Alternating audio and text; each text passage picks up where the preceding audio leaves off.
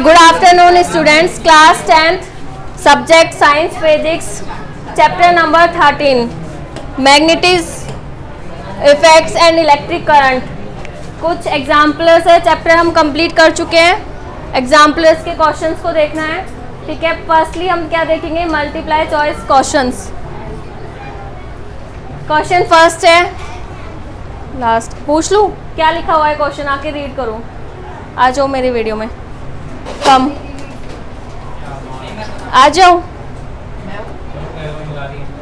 Kanishka, first question में हमें क्या करना है, इनकरेक्ट स्टेटमेंट्स देखने हैं. ठीक है, फर्स्टली जो हमने सारी प्रॉपर्टीज पढ़ी थी मैग्नेटिक इफेक्ट्स वाले चैप्टर में, इलेक्ट्रिक करंट में, वो सारे स्टेटमेंट्स को हमें यहाँ पे डिफाइन करना है एंड देन देखना है कि कौन सा स्टेटमेंट हमारा यहाँ पे रॉन्ग होगा. ठीक है, तो फर्स्ट है हमारे पास A option, the direction of a magnetic field at a point is taken to be the direction in which the north pole of a magnetic compass needle points.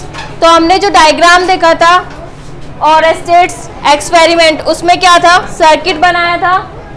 Then हमने क्या रखा था, एक कंपास को वहाँ पे सेट किया था, उसमें हमने north pole and south poles की डायरेक्शन को देखा था या नहीं देखा था, डिफाइन किया था या नहीं डिफाइन किया था. और कंपास का मीन्स क्या होता है, मैग्नेट्स में हम नॉर्थ एंड साउथ पोल्स की बात करते हैं. तो जो जैसे ही इलेक्ट्रिक फील्ड वहाँ पे जनरेट होता है तो क्या होता है, कंपास नीडल जो होती है वो डिफ्लेक्ट होती है. और अगर इलेक्ट्रिक फील्ड या इलेक्ट्रिक करंट पास नहीं होता तो कंपास की नीडल होती है वो कैसी रहती है, स्टेबल रहती है, उसमें कोई भी डिफ्लेक्शन नहीं होता. सेकेंड पॉइंट है, magnetic field lines are close curve. तो मैग्नेटिक फील्ड लाइंस क्या बनाती है, क्लोज कर्व क्रिएट करती है. ये वाला हम क्रिएट प्रॉपर्टीज में पढ़ चुके हैं, मैग्नेटिक फील्ड लाइंस. फर्स्ट जो सेशन था उसमें देख लेना, ये वाली सारे टर्म्स है वहाँ पे, इसकी फर्स्ट वीडियो डल चुकी है चैप्टर की. ठीक है, वहाँ पे क्या था कि बार मैग्नेट हमने लिया, नॉर्थ एंड साउथ पोल्स. ठीक है, स्मॉल पार्टिकल्स को यहाँ पे हमने रखा था, उसके ऊपर हमने क्या किया, मैग्नेट को रखा. देन वहाँ पे क्या हुआ, जो मैग्नेटिक फील्ड लाइंस थी वो प्रोड्यूस हो गई. अब यहाँ पे इस तरीके से क्या हुआ, क्लोज लूप हमारे पास क्रिएट हो गया. तो सेकंड स्टेटमेंट भी हमारा क्या है, ट्रू है. उसने क्या पूछा है, इनकरेक्ट वाला. सी ऑप्शन है हमारे पास, if magnetic field lines are parallel and equidistance they represent zero field strength.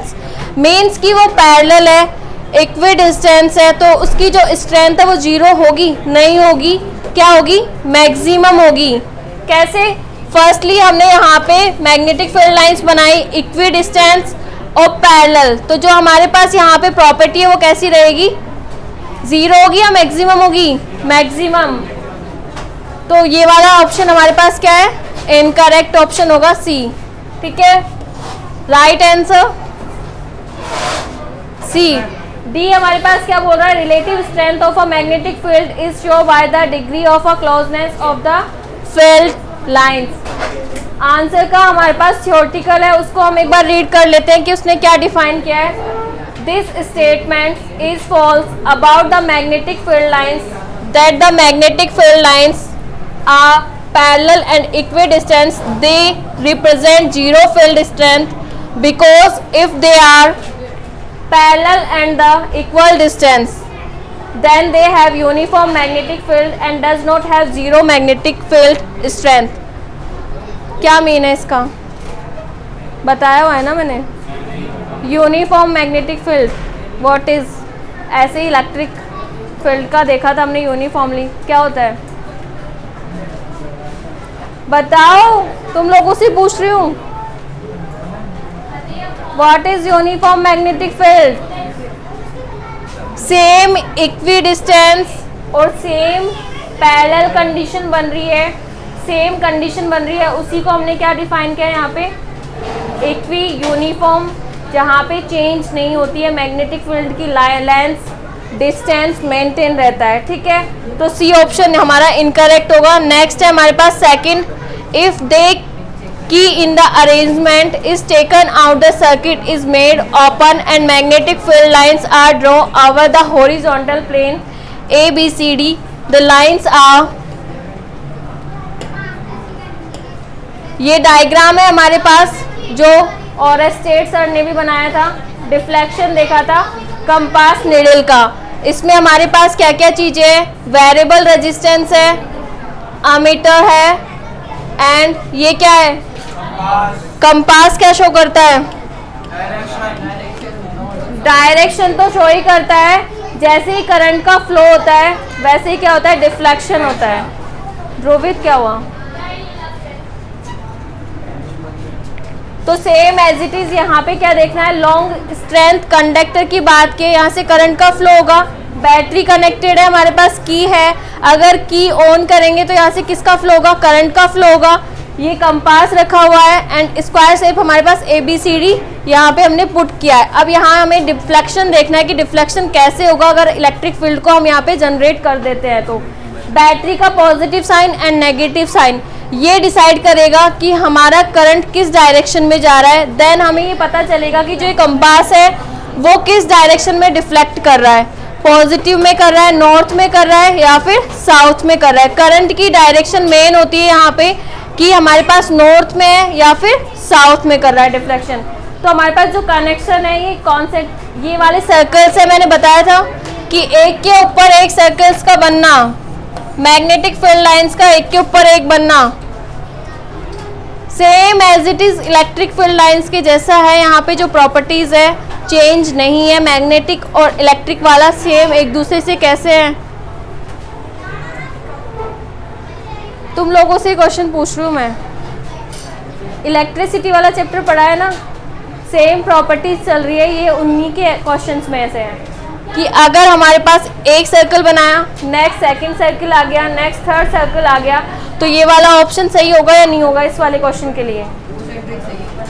B हमारे पास है इलिप्टिकली इन अ शेप, ये तो हो ही नहीं सकता, ठीक है। Straight lines parallel to each other नहीं होगा। And answer D, circles near the point of a O, ये वाली कंडीशन। अब इसका आंसर देखते हैं। When the above circuits is open and the से कम मैं बुला रही हूँ, कम रीड करो पूरे इसको और लाउड, ये माइक, और कोई किसी को भी बुला सकती हूँ, क्या रीज़न है वो भी बताना होगा। रीज़न नहीं पता? हाँ मैं बताऊँगी।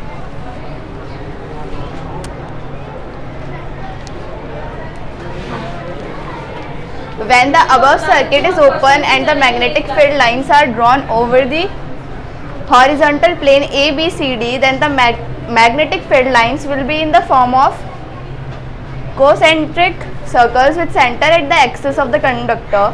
Because since the circuit is open, there will be no flow of current and therefore there will be no magnetic field due to the conductor. So at point O, only Earth's magnetic field will be present. So the magnetic field lines will be in the form of concentric circles. It means कि यहाँ पे हमें ये क्या define कर रहा है कि जैसे ही हमने इलेक्ट्रिक फील्ड को यहाँ पे प्रोड्यूस किया तो जो हमारे पास मैग्नेटिक फील्ड जनरेट हो रही थी कैसे होती है, क्लोज लूप में होती है, वो सर्कल्स बनाती है।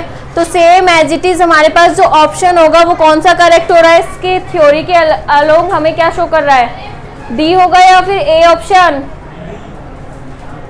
अभिषेक, D option is a correct, ठीक है। Next question, a circular loop placed in a plane perpendicular to the plane of a paper carries a current when the key is on.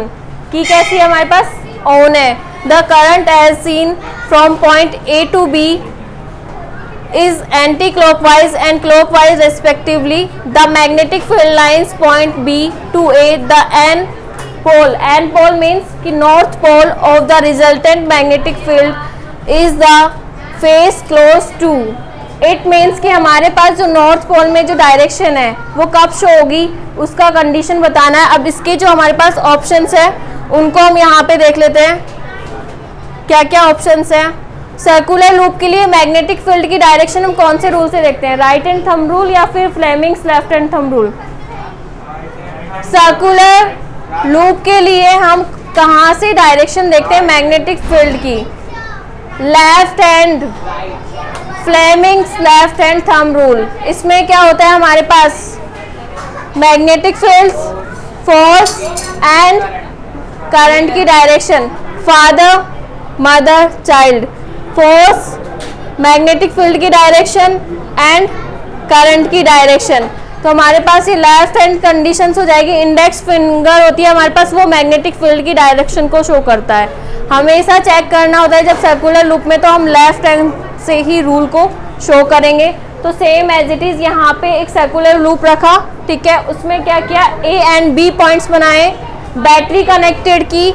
यहाँ पे रेजिस्टेंस हमारे पास होता है, variable resistance है कि resistance change होता रहेगा, कंडीशन चेंज होती रहेगी। कि पहले हमारे पास 2 ओम था, देन अगर जैसे ही हमने करंट का फ्लो ज़्यादा किया तो रेजिस्टेंस हमारे पास क्या हो जाएगा, 3 ओम। तो रेजिस्टेंस यहाँ पे वेरिएबल लिखा है, अगर कांस्टेंट होता तो ये एरो वाला साइन यहाँ पे शो नहीं करते, ठीक है। ये की है, ये अमीटर है जिसमें हमारे पास पॉजिटिव और नेगेटिव दोनों साइंस होते हैं। यहाँ पे A B, A if the current is a small and B if the current is a large, B if the current is a small and A if the current is a large. तो उसने A B points में पूछा है कि कहाँ magnetic field ज़्यादा होगा, कहाँ कम होगा। तो हम यहाँ के स्पेस की थ्योरी देख लेते हैं। On applying right hand thumb rule the magnetic field lines will be from point B to point A.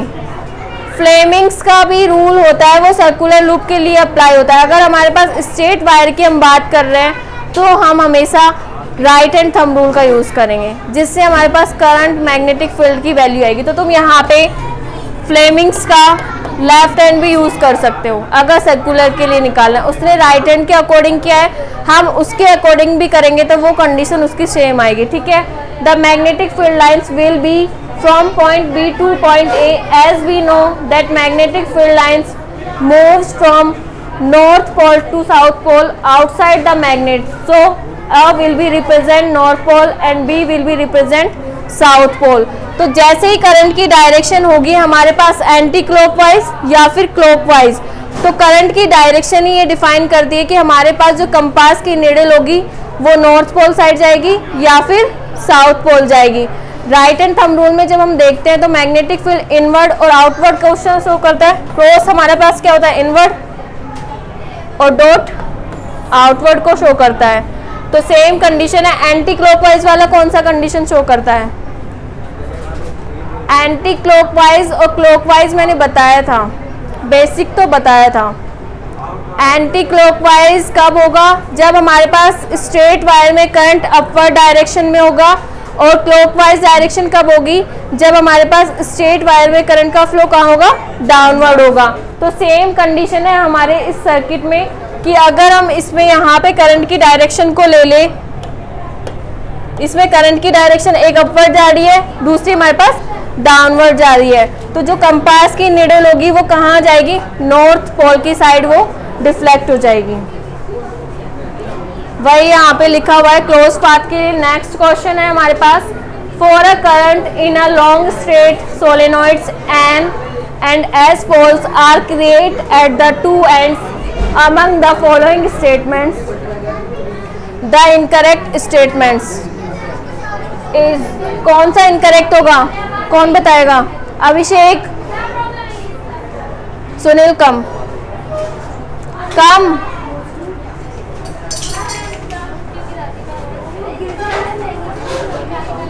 Incorrect statements बताना है, कम कम बोल रही हूँ ना,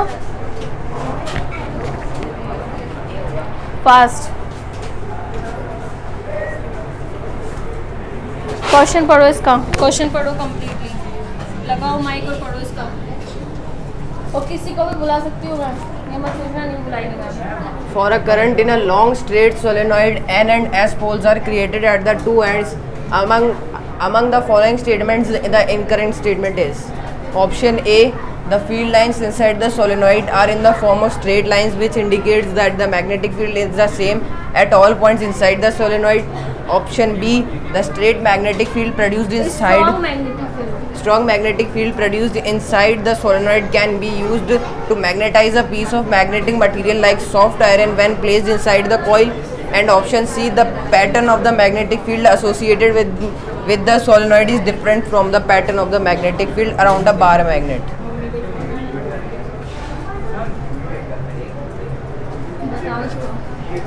And the fourth option, the N and the north and south poles exchange position when the direction of current through the solenoid is reversed. ये चीज बता चुकी थी कि जैसे हमारे पास ये चीज हमने यहाँ पे देखी थी कि जैसे हमने करंट की डायरेक्शन चेंज की, ठीक है, हमारे पास जो मैग्नेटिक फील्ड की डायरेक्शन होगी वो भी चेंज हो जाएगी। अगर हमने पॉजिटिव टू नेगेटिव यहाँ पे कन्वर्ट की तो वो नॉर्थ पोल में रहेगा, अगर नेगेटिव टू पॉजिटिव करंट का फ्लो हुआ तो वो साउथ पोल में हो जाएगी। तो ये वाला हमारे पास करेक्ट ऑप्शन है। तो इनकरेक्ट ऑप्शन दोनों तीनों में से कौन सा होगा? डी तो हमारे पास करेक्ट हो गया, ए बी सी तीन ऑप्शंस बचे। इसका देखेंगे, statement given in option C is not correct because the pattern of a magnetic field lines associated with the solenoid is same as the pattern of a magnetic field lines around a bar magnet। ठीक है, C option is a correct।